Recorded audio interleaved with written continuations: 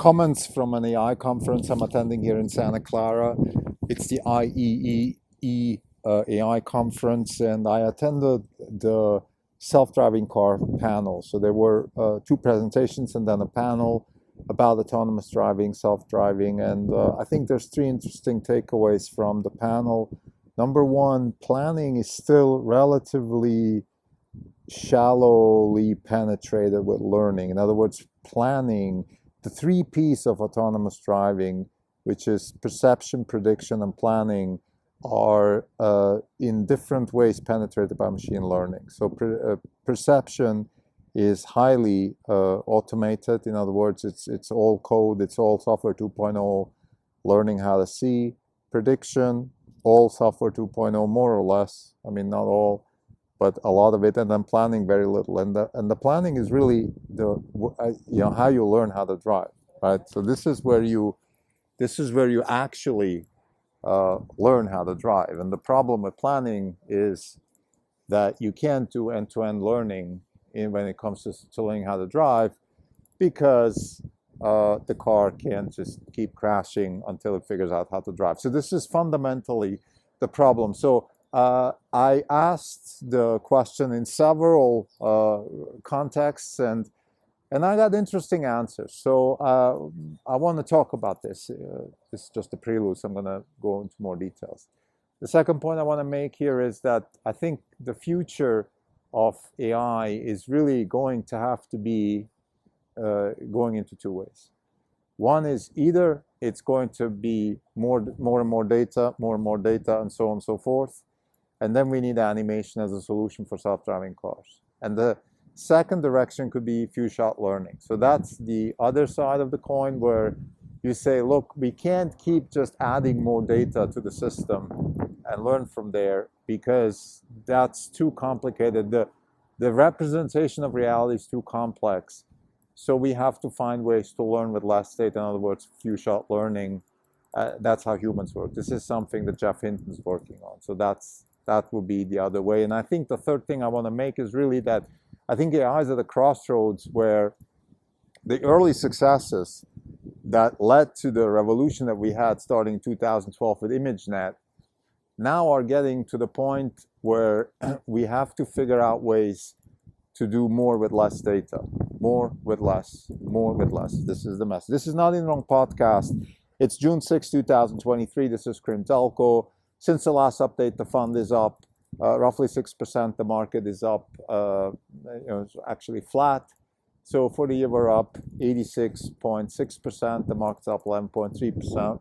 We're outperforming by 75.3%. AI conference here in Santa Clara. There are different verticals, and my focus here has been on self-driving cars, autonomous vehicles.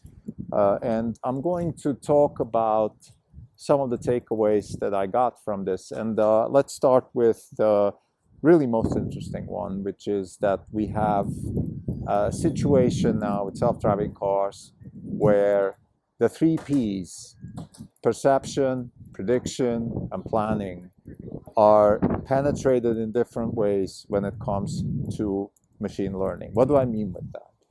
Well, let's start with what is machine learning. And I'm going to use software 2.0 just sort of as a shortcut here. Please go check what that means. Andre Karpati spoke about this. So software 2.0 is you have a lot more data, and the data learns how to do things, and it's not developers, it's not explicit programming. And we have the three Ps, and now they have different penetrations of software 2.0 in their respective fields. Perception is highly penetrated. Prediction is highly penetrated. Planning is not. So this is the first takeaway. This is important, because planning is when the car actually learns how to drive. So where the actual learning happens, that's when we have the least learning. And this is an interesting paradox. Irony loves faith. So we talk about machine learning, we talk about AI, we talk about all these things, and then the actual part where the learning happens, where we actually, where let's say the robot has to learn how to drive, well, in that particular instance, we're not learning much. It's all explicit programming. Why is that? Well, there's a couple of reasons for that. I mean, there's a sort of a common sense reason, which is you can't have a car go and learn how to drive just end to end. I mean, the thing can't just keep killing people and so on and so forth. So this is one of the reasons. There's other reasons. There's also inertia. The industry is kind of stuck in a world where that's how we've been doing things, and that's how we're going to do things in the future, and so on and so forth. So this is part of the problem. But anyway, we have very little learning when it comes to how the car learns how to drive. So this is confirmed. You can talk to industry specialists, and you can go to places like Tesla. You can go to places like Ford. You can go to places like Cruise. It's going to be the same message across the different players. Now, how can that be solved? The second point now that I want to make is there's two approaches here that can be used. And one is you can have, well, there's actually three, but let's talk about the two first, the big ones. So one approach is that you learn in animation mode. So you basically put the whole thing in virtual world. You somehow find a way to virtualize reality, at least to the point where self-driving can be taught end-to-end. And the other is the few-shot learning approach, where you basically approach the problem in the way that it actually is, which is, look, you don't have too many shots on goal. You can't put a car on the road and miss many times. You got to learn very fast how to drive. I mean, this is kind of how humans learn how to drive. Otherwise, we wouldn't be able to drive if that wasn't the case. And in order to get few shot goal learning or few shot learning or whatever the buzzword is, you have to find ways to do that. Transformers are one way. I spoke about this with the panel, and the panel was relatively skeptical about that. And the problem with few shot learning is that the foundation models underlying, let's say, large language models and GPT, they don't exist yet for video data. This is one of the things that I discussed in my recent episode where I spoke about large video models that Tesla could be building with Dojo and so on and so forth. Foundation models on video, foundation models as a base for few-shot learning in the car. I think this is a really promising area. So this is very interesting. I want to point this out. I want to keep this in mind when we go and analyze the world of self-driving and so forth. I want to talk about, there's a third approach towards bringing more learning into planning, and that approach is that you segment, you parse the planning algorithms, and you let learning happen in certain smaller sort of sub areas.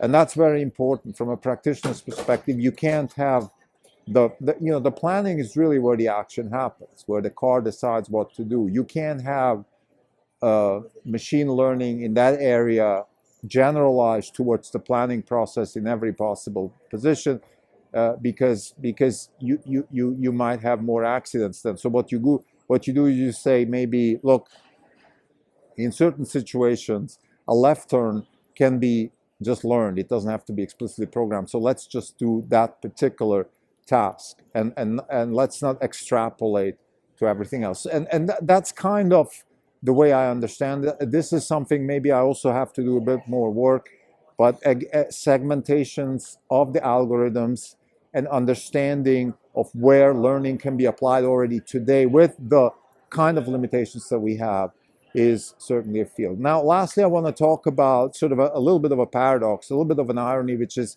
that the big data approach that has led to the revolution in AI is actually now becoming the bottleneck.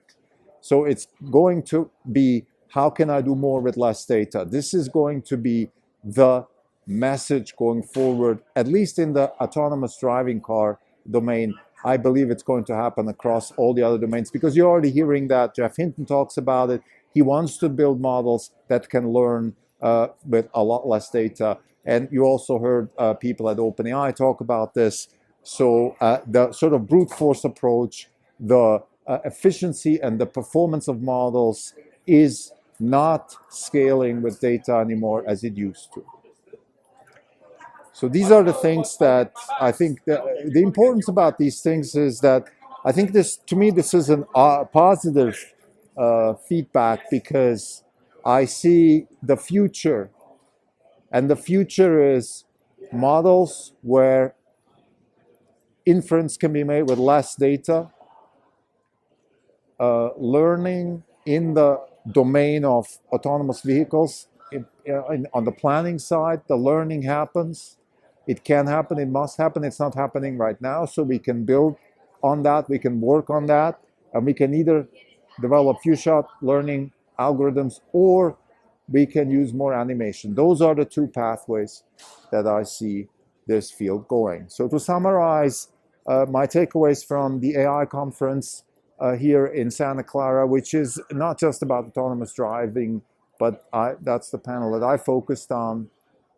I'm also going to attend the energy panel, but right now I'm focusing on the autonomous driving panel. And the takeaways are that we have a possibility of a sort of a shift change in the architecture of the algorithms, away from large data and brute force and high compute, high memory, bandwidth type solutions, towards few-shot learning, or we have an animated learning. But the learning has to happen because the 3 Ps of autonomous driving, perception, prediction, and planning, have not been penetrated fully through learning. The last one, the planning, is not.